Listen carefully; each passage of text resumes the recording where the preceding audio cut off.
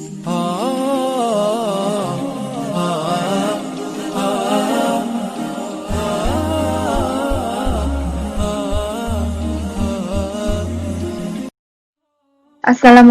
warahmatullahi wabarakatuh. Anak-anakku, pada hari ini kita akan belajar tentang pertumbuhan ilmu pengetahuan pada masa Bani Umayyah di mata pelajaran Pendidikan Agama Islam dan Budi Pekerti kelas 8. Tujuan pembelajaran kali ini adalah siswa dapat menjelaskan dan merekonstruksi sejarah pertumbuhan ilmu pengetahuan pada masa Bani Umayyah. Lalu, sekarang kita lihat di sini ada bagan pembagian pertumbuhan ilmu pengetahuan pada masa Bani Umayyah. Pertumbuhan ilmu pengetahuan pada masa Bani Umayyah itu dibagi menjadi dua. Ada pada masa Bani Umayyah di Damaskus yang pertama, yang kedua ada pada masa Bani Umayyah di Andalusia. Nanti kita akan lebih mengetahui lagi bagaimana sih awal mula berdirinya, siapa saja khalifah yang pernah menjabat, dan bagaimana perkembangan ilmu pengetahuan serta pertumbuhan kebudayaannya. Yang pertama, kita akan bahas tentang Bani Umayyah di Damaskus. Bani Umayyah di Damaskus itu berdiri pada tahun 661 dan berakhir pada tahun 750 Masehi.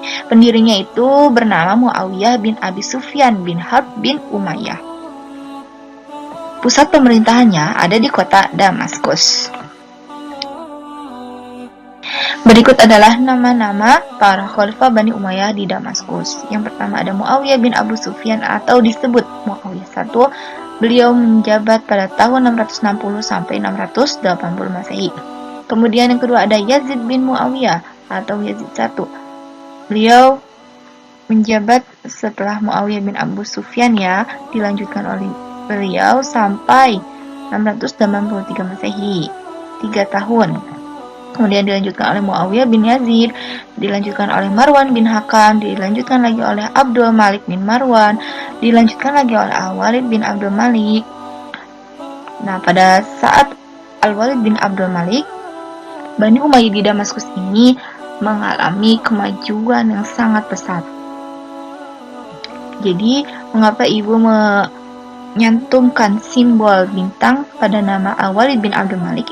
Ini adalah ciri bahwa pada kepemimpinan beliau, Bani Umayyah di Damaskus itu sangat maju. Jadi di antara khalifah-khalifah lain, pada masa Al-Walid lah, Damaskus, Bani Umayyah di Damaskus itu maju, seperti itu. Lalu kemudian dilanjutkan oleh Sulaiman bin Abdul Malik, kemudian Umar bin Abdul Aziz, lalu ada Yazid bin Abdul Malik, lalu Hisham bin Abdul Malik, lalu Walid bin Yazid, lalu Yazid bin Walid, lalu kemudian Ibrahim bin Al-Walid, dan terakhir adalah Marwan bin Muhammad.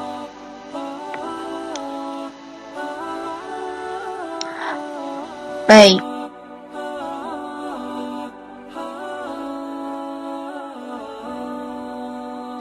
Kemudian kita lihat apa saja sih ciri kemakmuran dinasti Bani Umayyah Damaskus itu. Yang pertama ini ada peta Ini ilustrasi bahwa wilayah kekuasaan pada saat itu sangat luas. Termasuk di dalamnya yang pertama Spanyol, Afrika Utara, Syria, Palestina, Jazirah Arab, Irak, sebagian Asia Kecil, Persia, Afghanistan. Lalu ada Pakistan, ada Turkmenistan, ada Uzbekistan, dan Kyrgyzstan yang ada di Asia Tengah. Yang kedua, pada saat itu terjadi kemajuan-kemajuan di bidang pembangunan. Kita lihat ilustrasinya, bangunan-bangunan megah. Lalu di bidang pemerintahan dan juga di bidang ilmu pengetahuan. Banyak cendekiawan muslim yang ahli di ilmu agama, sejarah, geografi, bahasa, dan ilmu filsafat. Dan yang terakhir, pada saat itu di masa kekhalifahan Muawiyah bin Abu Sufyan, Beliau itu menyediakan kuda lengkap dengan peralatannya, serta dia juga menertibkan angkatan bersenjata dan mencetak mata uang sendiri yang bertuliskan tulisan-tulisan atau kata-kata Arab ini. Ada tulisan la ilaha illallah dan sebagainya. Bahas Bani Umayyah di Andalusia. Bani Umayyah di Andalusia itu berdiri pada tahun 756 sampai 1031 Masehi. Pendirinya bernama Abdurrahman Ad-Dakhil. Jadi pada saat itu, ketika Bani Umayyah Damaskus yang tadi itu berakhir, kekhalifahannya pindah ke tangan Bani Abbasiyah. Namun, penerus dari Bani Umayyah yang bernama Abdurrahman Ad-Dakhil itu lolos dari kejaran pasukan Bani Abbasiyah. Seharusnya ia bergabung dengan Bani Abbasiyah, tapi dia meloloskan diri, lalu dia masuk ke Andalusia dan dia mendirikan kerajaan atau Bani Umayyah yang baru, yang kedua. Itu Bani Umayyah di Andalusia. Pusat pemerintahannya ada di Cordoba. Ini nama-nama para khalifah Bani Umayyah Andalusia. Yang pertama, Abdurrahman Ad-Dakhil menjabat pada tahun sekian 756 sampai 788. Kemudian ada Hisham bin Abdurrahman atau disebut Hisham I menjabat pada tahun sekian. Yang ketiga ada Al-Hakam bin Hisham. Yang keempat ada Abdurrahman Al-Awsat. Kelima Muhammad bin Abdurrahman. Keenam Munzir bin Muhammad. Tujuh Abdullah bin Muhammad. Kemudian khalifah yang ke-8 di Bani Umayyah Andalusia itu adalah Abdurrahman An-Nasir. Dia menjabat pada tahun 912 sampai 961 Masehi. Dan ke-9 ada Hakam Al-Muntasir. Beliau melanjutkan dari Abdurrahman An-Nasir sampai 976 Masehi.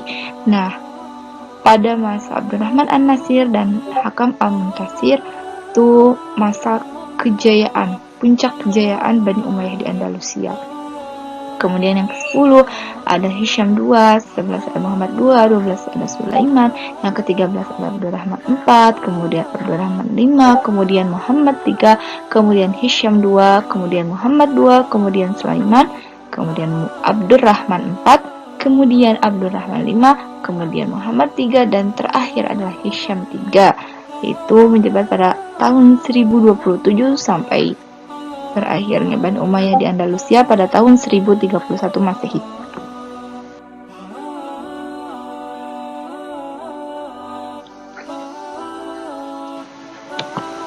Bani Umayyah di Andalusia itu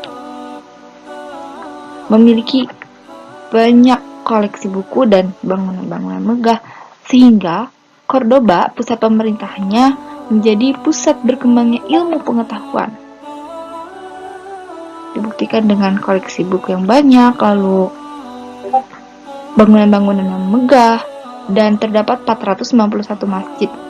Masjid-masjidnya megah, dan juga terdapat 900 pemandian umum. Yang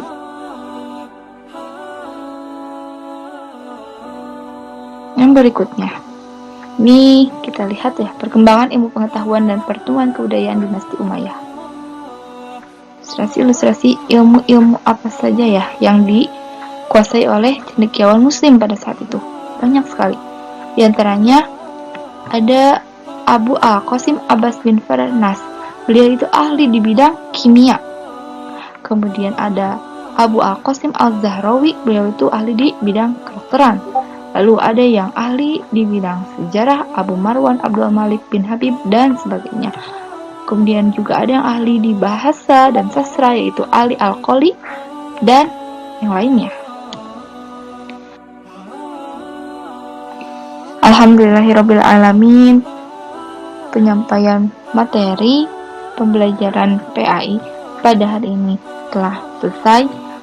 Semoga kita bisa mengambil pelajaran sebanyak-banyaknya dari sejarah Bani Umayyah di Damaskus maupun di Andalusia. Kita menjadi lebih semangat mencari ilmu, menuntut ilmu, agar bisa menjadi penerus cendekiawan muslim yang sebelumnya yang menguasai berbagai bidang ilmu pengetahuan. Karena barang siapa yang menempuh jalan untuk mencari suatu ilmu, niscaya Allah memudahkannya jalan menuju surga. Hadis riwayat Tirmizi. Ibu tutup dengan doa, Subhanakallahumma wa bihamdika asyhadu an la ilaha illa anta astaghfiruka wa atubu ilaik. Wassalamualaikum warahmatullahi wabarakatuh.